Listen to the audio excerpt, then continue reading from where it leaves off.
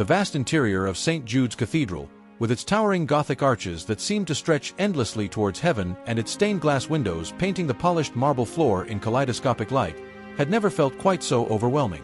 A hushed, almost reverent silence permeated the air, punctuated only by the soft rustle of hundreds of elegantly dressed guests.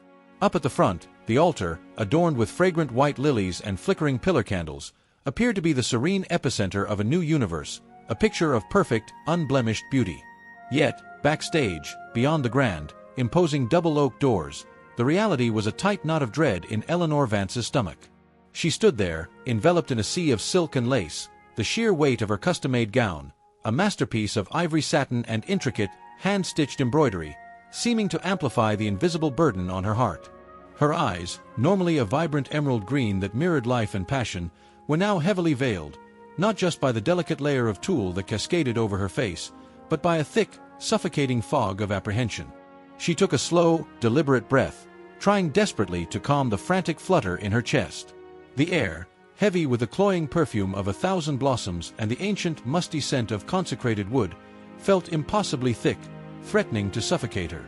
Her father, the esteemed Judge Vance, a man whose stern, etched lines around his eyes told stories of decades spent making weighty decisions, stood rigidly by her side. His hand, gripping her arm, was firm, yet strangely devoid of comfort, as if the sheer formality of the occasion had frozen even paternal affection. He guided her to the very edge of the doorway, his own footsteps echoing with a crisp finality in the expectant quiet of the vestibule. Every single step Eleanor took, inching her closer to the grand nave, felt like a painful countdown, not merely to the altar, but to a destiny that, all of a sudden, seemed utterly inevitable and terrifying. The rich fabric of her dress whispered against the polished marble floor, a soft, almost mournful sound that seemed to be swallowed whole by the immense vastness of the cathedral. She could feel the hundreds of eyes fixed on her, a collective gaze from a sea of curious, smiling faces, each one willing the fairy tale to unfold exactly as it should. It was an overwhelming expectation that she, the bride, felt increasingly powerless to fulfill. Her gaze, unwavering, was fixed on Arthur Sterling, who stood waiting patiently at the altar. He was the very embodiment of self-assured confidence, the morning light catching the sharp cut of his tailored suit, his dark hair meticulously styled. The broad, radiant smile on his face usually brought her a sense of calm and unwavering security. But today, that very same smile struck her as enigmatic, almost like a carefully constructed mask. A strange, chilling wave of discomfort washed over Eleanor, a premonition she couldn't quite shake. He was the epitome of the ideal groom, charming, undeniably successful, born into an influential family. To the world, they were the flawless couple, destined for a life of boundless prosperity and happiness. But beneath that perfectly polished surface, something felt profoundly, irrevocably wrong. Eleanor's mind raced, spiraling in tight, desperate circles, trying to cling to any fragment of the genuine joy or breathless excitement that was supposed to fill this moment. Instead, the only sensation that truly registered was a growing, paralyzing wave of panic. The insistent hammering of her heart against her ribs, a wild, off-kilter rhythm, seemed to be desperate to escape her chest, each frantic pulse a question mark hanging in the oppressive air. And there was something else, an aching absence that weighed just as heavily as any physical presence. Liam O'Connell. His name echoed in the recesses of her mind, a familiar, comforting sound amidst the internal chaos. Liam, her oldest childhood friend, the impulsive and untamed artist, the very same man whom Arthur, with his calculated politeness, considered nothing more than an inconvenient nuisance and a subtle threat to his carefully curated world. Eleanor had instinctively swept the bustling vestibule with her eyes just moments before stepping out, a desperate, almost involuntary search for his familiar face, for that perpetually disheveled hair and the warm, understanding gaze that always seemed to know her deepest thoughts without a single word being spoken. But he wasn't there.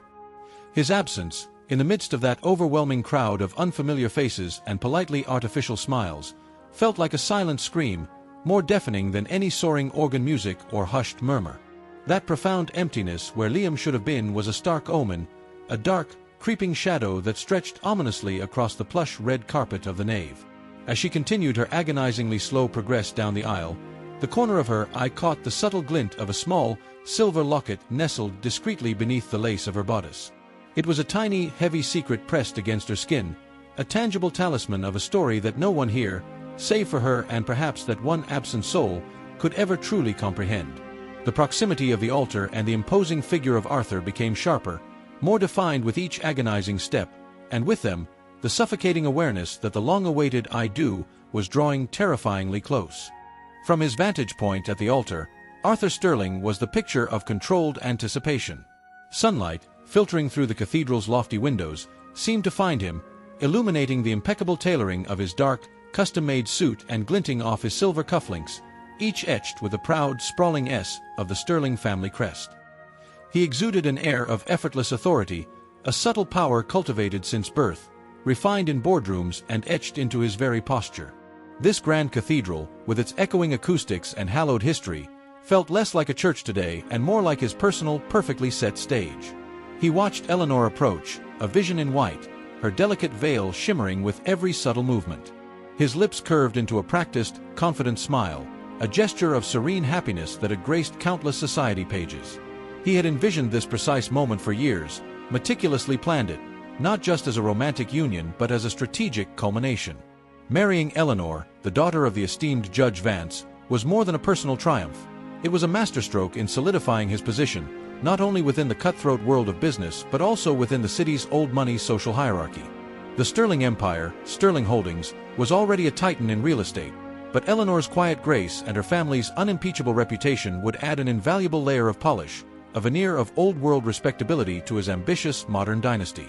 As Eleanor drew nearer, he extended his hand, his grip firm, almost possessive, meant to convey both reassurance and ownership.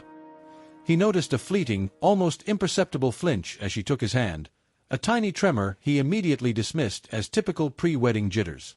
Every bride, even one as composed as Eleanor, had a moment of nerves. He offered a slight, reassuring squeeze, his eyes conveying a silent, comforting message: "You're safe now. Everything is as it should be." He surveyed the pews, a sea of prominent faces, rival CEOs, influential politicians, old money families. Each person there was a testament to the reach and power of the Sterling name. Arthur had orchestrated every detail, from the grand floral arrangements that cascaded down the altar to the meticulously curated guest list. He prided himself on leaving no stone unturned, no loose ends dangling. And that included ensuring the definitive absence of Liam O'Connell. The very thought of Liam, that unpredictable artist, with his messy hair and his unsettlingly direct gaze, was enough to make Arthur's jaw subtly clench. Liam was a relic of Eleanor's childhood, a bohemian nuisance who simply didn't fit into the meticulously crafted tapestry of Arthur's future.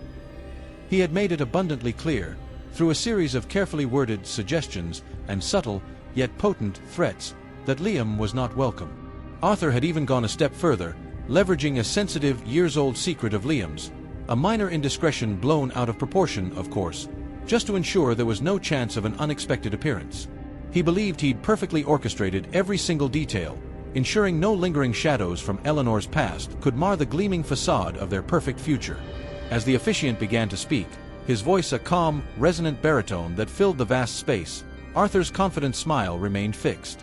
He glanced at Eleanor, her profile serene beneath the veil, her hand nestled in his.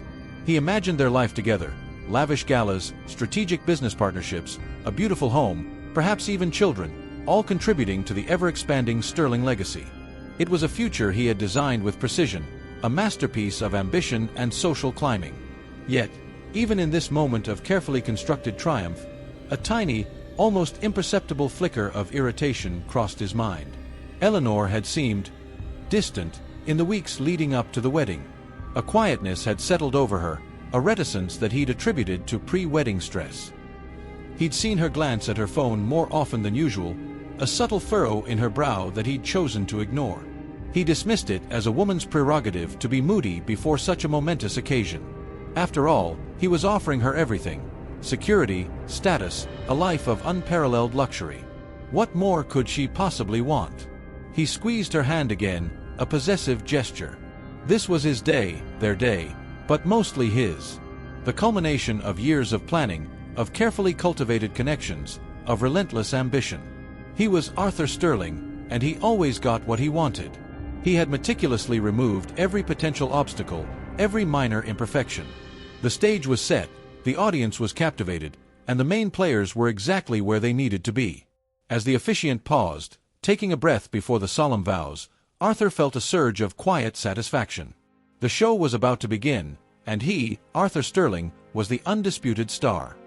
He glanced down at Eleanor, ready for her "I do," certain of the inevitable, joyful response.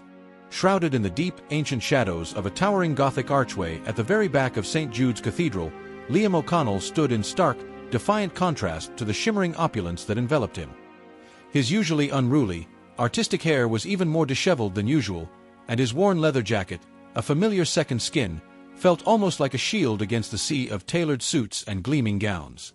He looked like an anomaly, a wild, untamed element carelessly dropped into a meticulously manicured garden. He shouldn't have been there. Every fiber of his being, and every subtle threat from Arthur, had made that abundantly clear. But a desperate text message, cryptic and urgent, had pulled him in like an irresistible gravitational force. It was from Eleanor, a lifeline thrown into his chaotic life, a silent plea that had cut through the noise of his own struggles. He had dismissed Arthur's veiled warnings, the thinly veiled threats that usually kept him at bay. For Eleanor, he would risk everything.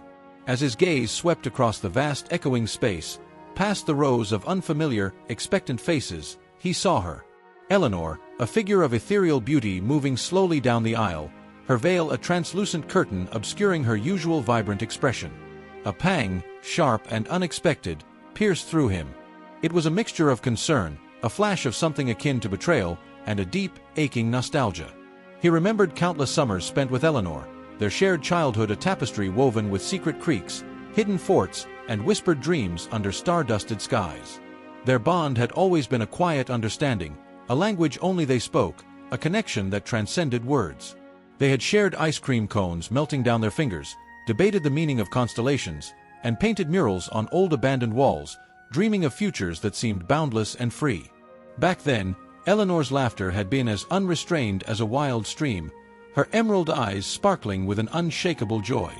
Then Arthur Sterling had entered their lives. A slick, sophisticated wedge, polished and seemingly perfect, driven directly between them. Liam had watched, helpless and frustrated, as Eleanor slowly, almost imperceptibly, began to change. Her laughter became a little more guarded, her spirit a touch less free. She started choosing elegant dinners over spontaneous art shows, polite conversations over passionate debates. Liam had seen the subtle shifts, the way her eyes would sometimes lose their spark when Arthur was around, the way she would sometimes hesitate before speaking her mind. He tried to warn her, his words tumbling out in frustrated bursts, but she had dismissed them, gently, as mere jealousy.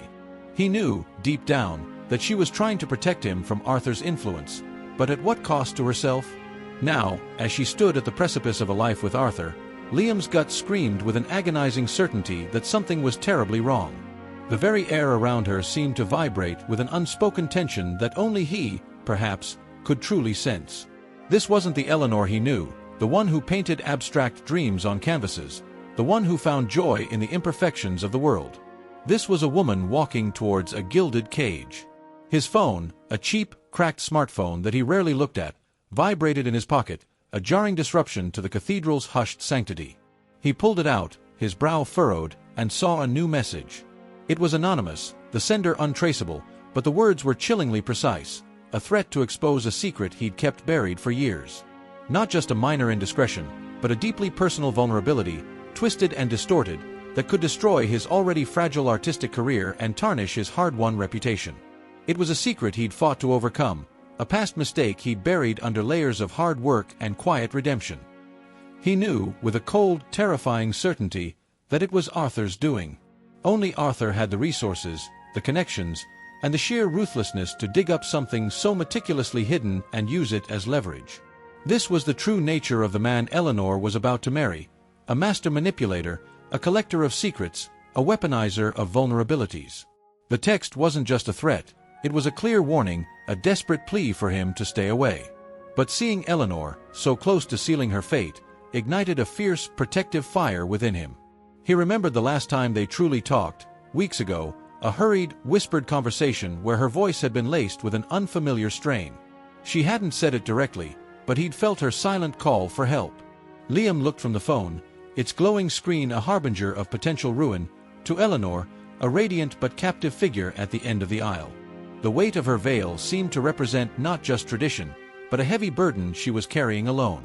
He clenched his jaw. He couldn't just stand by. He couldn't let Arthur win. This wasn't just about Eleanor anymore. It was about the insidious power Arthur wielded, the way he destroyed lives with a smile and a quiet threat. Liam had to do something, anything, even if it meant sacrificing everything he had rebuilt. The itch, the burning need to intervene, had just turned into an unbearable inferno. The resonant voice of the officiant, a deep, calm baritone, filled the vast expanse of St. Jude's Cathedral.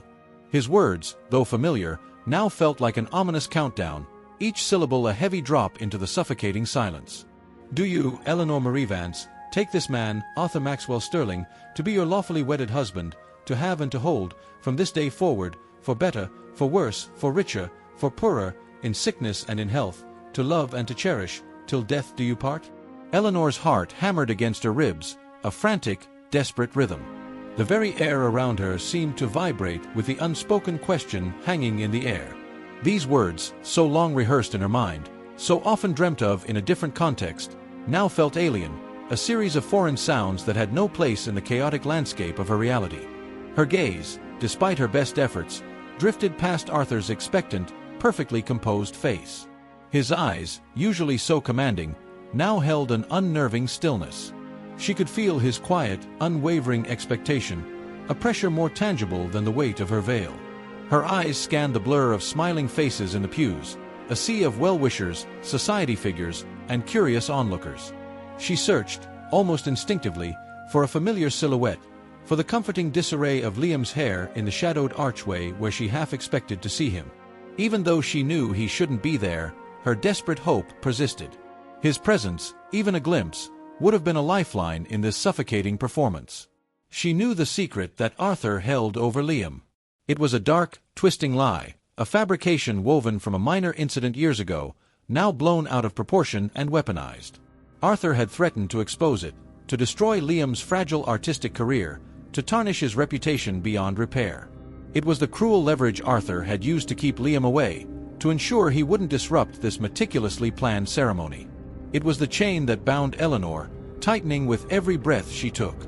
The thought of Liam's life being irrevocably ruined by Arthur's vindictive manipulation was a constant ache, a gnawing guilt that gnawed at her resolve. She was standing here, poised to sacrifice her own truth, to save him from a baseless accusation. But as the officiant paused, a pregnant silence expanding to fill every corner of the cathedral, waiting for her "I do," another, more personal secret pressed against her consciousness. This one was entirely her own, a truth she had harbored for weeks, a quiet, seismic shift that threatened to shatter everything. It was a secret born of desperation, of a moment of vulnerability and a desperate search for connection in a life that felt increasingly cold and controlled. The weight of it was suffocating, pressing down on her, stealing the air from her lungs. A bead of sweat, cold and clammy, trickled down her temple, tracing a path beneath the delicate lace of her veil. Her hands, clasped around her bouquet of white roses, trembled almost imperceptibly. The silence stretched, growing taut, filling the vast space with an unbearable, aching tension.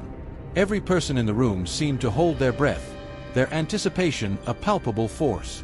She could almost hear the collective heartbeat of the congregation, waiting, just waiting, for her single crucial word. Her mind reeled, flashing through moments of the past few months.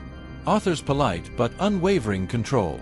The way he made decisions for her, always for her benefit, always subtly undermining her own desires. The chilling efficiency with which he'd orchestrated Liam's exclusion. The growing sense of being trapped, a beautiful bird in a gilded cage. And then, that one night, weeks ago, a moment of weakness, a desperate reach for genuine warmth, for a fleeting sense of being truly seen and understood, that had unforeseen, life-altering consequences. She glanced at Arthur again, his perfect smile unwavering, his eyes holding a silent challenge, a demand for her compliance. He was so confident, so utterly convinced of his triumph. He didn't know. He couldn't possibly know the storm brewing within her, the silent rebellion that was now threatening to erupt. The alternative to saying, "I do," was terrifying, not just for her, but for Liam, and for her family, whose financial future was also, unknowingly, tied to Arthur's manipulative schemes. The officiant cleared his throat softly, a gentle reminder of the suspended moment, drawing her back from the precipice of her thoughts. The light from the stained glass windows shifted, painting the floor in deeper hues of crimson and gold, as if reflecting the dramatic internal conflict raging within her. The air was thick with expectation, the unspoken question screaming in the silence. Her "I do" would seal her fate, and perhaps seal the fate of others. Her silence, however, was already a thunderous refusal. The choice was hers, and the world seemed to hold its breath, waiting for her answer. The silence in St. Jude's Cathedral had become a living, breathing entity, more deafening and oppressive than any sound. It stretched, thin and brittle, through every ornate archway, trapping every single person within its suffocating grip. Every eye, it seemed, was laser-focused on Eleanor Vance, willing her to speak, to utter the two simple words that would seal her fate and allow the meticulously planned ceremony to finally proceed. The tension was so thick, you could almost feel it hum in the air, a palpable pressure that made it difficult to even draw a full breath. Arthur Sterling's confident smile, which had been so perfectly fixed just moments before, began to falter, a hairline crack appearing in his otherwise impeccably composed facade. His brow furrowed almost imperceptibly, a micro-expression of confusion and impatience.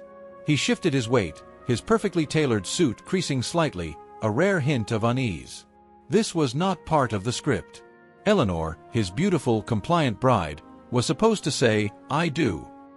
The delay was an affront to his carefully orchestrated plans, a tiny ripple in the perfect pond he had created.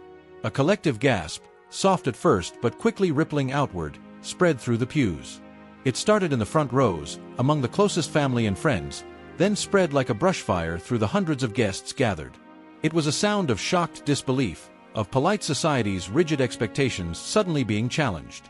Everyone leaned forward, craning their necks, desperate to catch every nuance of the unfolding drama. Eleanor, her movements slow and deliberate, as if each action was a monumental effort, took a single step forward. But it wasn't towards Arthur, not the final, committed step.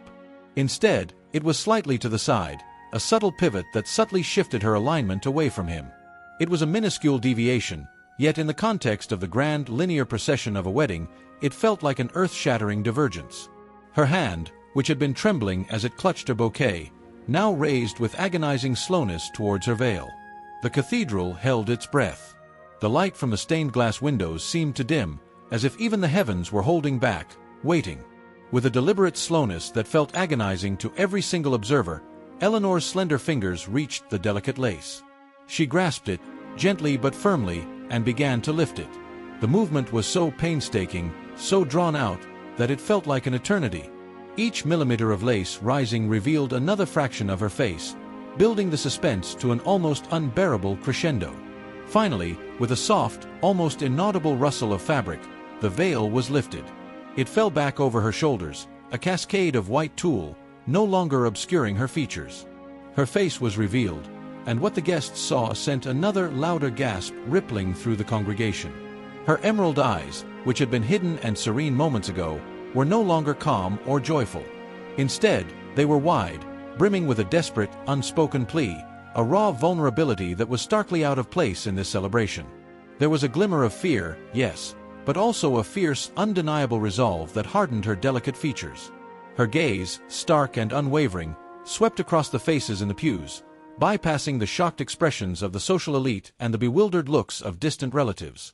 For a fleeting, almost imperceptible second, her eyes met Liam O'Connell's.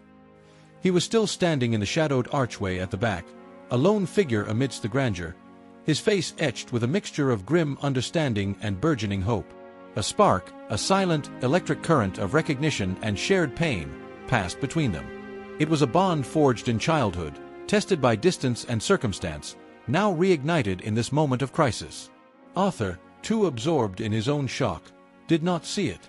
Then, with the connection broken, Eleanor turned her gaze back to Arthur. The guests exchanged worried glances, their hushed whispers growing louder, a torrent of speculative guesses. Cold feet, obviously. Perhaps a last-minute argument? Oh, the scandal! This was unequivocally not the picture-perfect wedding they had anticipated. The elegant facade was cracking, revealing something raw and unexpected beneath. Arthur, managing to regain a semblance of his usual composure, offered a strained, almost sickly sweet smile, a desperate attempt to salvage the situation. He leaned in, his voice a low, placating murmur, as if to offer comfort, to whisper a reassurance that everything was still under control, still his control. He reached for her hand again, his fingers brushing against hers, a familiar gesture of possession. But Eleanor recoiled, a barely perceptible shudder, pulling her hand back before he could fully grasp it. The gesture was tiny, but loaded with a powerful, unspoken rejection. The air crackled with a new, sharper kind of tension. What was happening? And what, precisely, was she about to do? The collective breath of the cathedral held, waiting for the final, shocking revelation.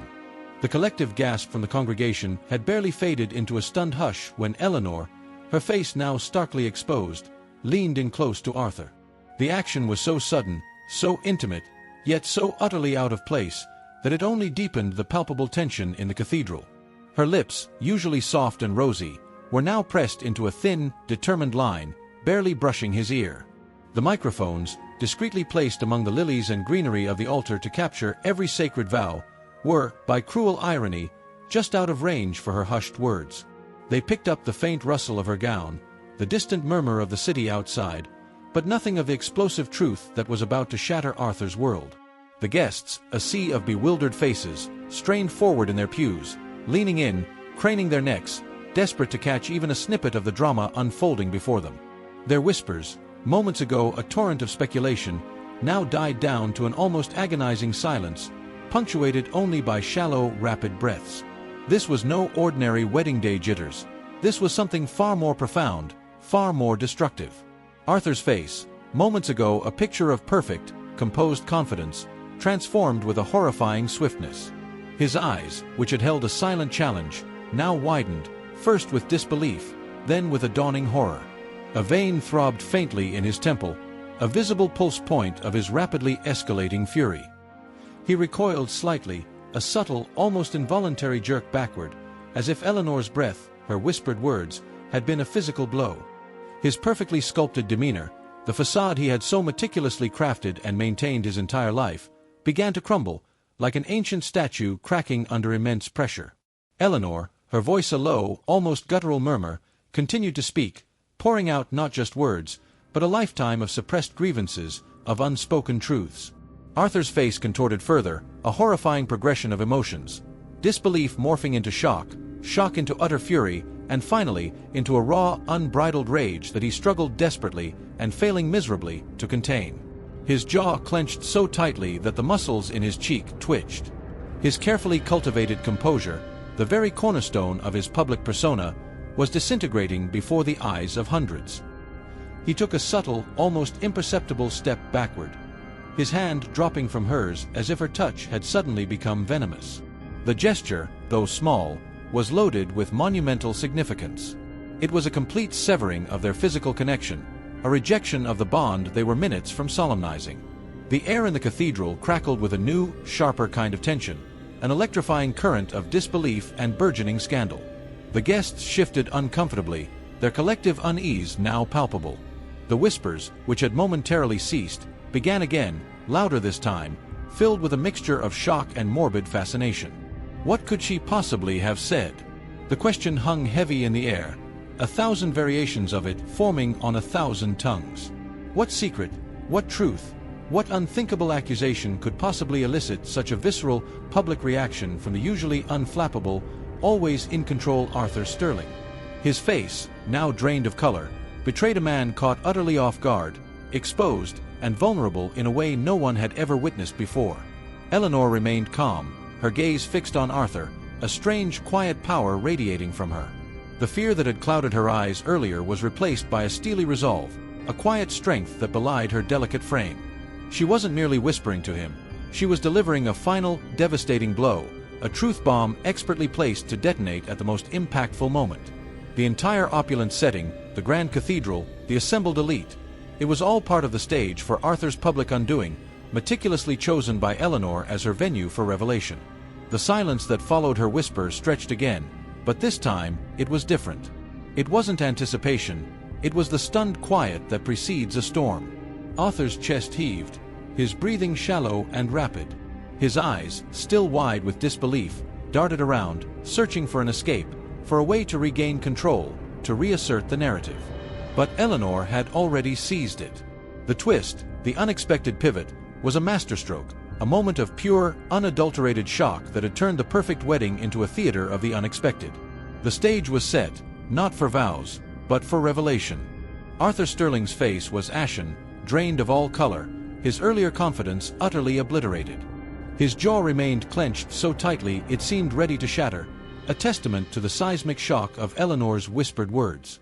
A low, guttural growl escaped his lips, a sound of pure rage quickly stifled as he registered the hundreds of eyes fixed on him. His gaze, wild and desperate, darted around the opulent cathedral, landing for a venomous second on Liam O'Connell in the shadows.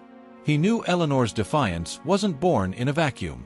But Eleanor, her initial fear gone, her voice gaining startling clarity, announced, "I cannot marry him. He coerced my father into a fraudulent land deal that could ruin our family, and he threatened to expose a false accusation against Liam O'Connell, destroying his career if I didn't comply." The murmurs swelled into a wave of gasps and outraged exclamations. Faces twisted with shock and betrayal. Old Judge Vance visibly swayed, his own face blanching. "She's lying. This is insane," Arthur roared, lunging slightly towards Eleanor, but she recoiled, holding up a hand in defiance. His frantic denial only fueled the growing chaos. Eleanor, her eyes fixed on Arthur's disintegrating composure, reached beneath her dress, pulling out a small, silver locket. With a deliberate motion, she opened it, revealing a tiny, faded photograph. "And this," she announced, her voice clear and strong, cutting through the rising din, "is his brother. The real father of the baby I'm carrying." The words dropped like a bomb. A collective, deafening gasp erupted, followed by an explosion of sound.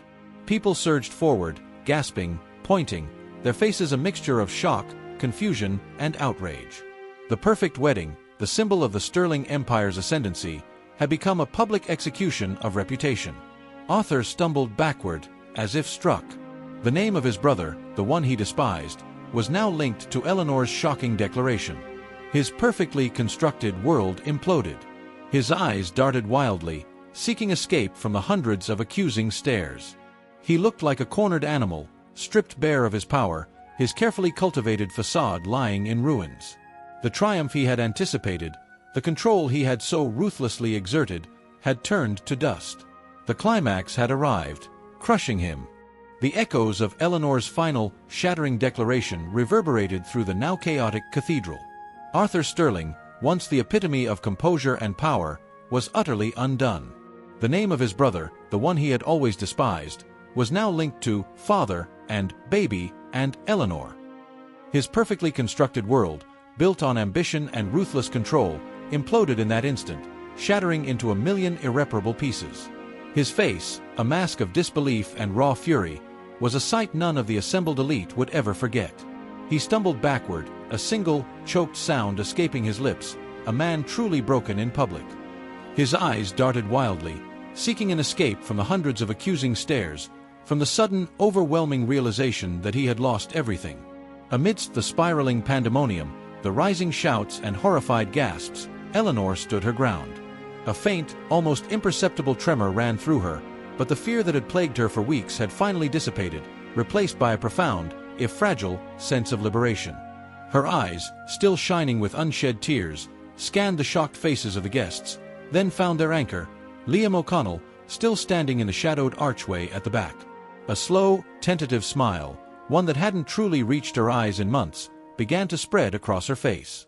It was a hint of the carefree girl he once knew, a glimpse of the Eleanor who found joy in the imperfections of the world, not just its polished surfaces.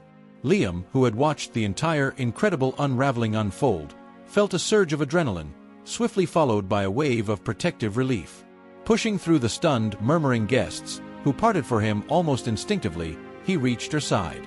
He didn't ask questions. There was no need for words. He simply pulled her into a comforting embrace, his arms strong and familiar around her. It wasn't the passionate embrace of a lover, not yet, but the embrace of two souls who had found solace and truth in an unexpected, public alliance. It was a silent promise of support, a balm for her raw vulnerability. Her father, Judge Vance, who had initially stood horrified by his daughter's scandalous revelation, now looked at Eleanor with dawning respect. The true nature of Arthur's manipulation, the fraudulent land deal that had threatened to ruin their family, was now out in the open. The weight of that secret, shared only between him and Arthur, was lifted, replaced by a surge of paternal pride for his daughter's courage. The legal ramifications would be immense, but for the first time in months, he felt a sense of clean, honest air filling his lungs. The truth about Liam's past, the false accusation that Arthur had twisted and weaponized, was no longer a secret to be held against him. Eleanor's brave confession had stripped Arthur of his most potent leverage. Liam felt a lightness, a freedom he hadn't realized he'd been missing. The shadow that had loomed over his artistic dreams had finally dissipated. He knew the path forward wouldn't be easy, but it would be on his terms, free from coercion. As the grand cathedral slowly began to empty, not in an orderly recessional but in a flurry of whispers, stunned exclamations, and frantic phone calls, Eleanor and Liam walked out together. They weren't hand in hand as traditional lovers might, but side by side, a silent testament to a bond that had defied expectation and manipulation. The sunlight, once painting the church floor, now streamed through the open doors, bathing the outside steps in a new, bright clarity.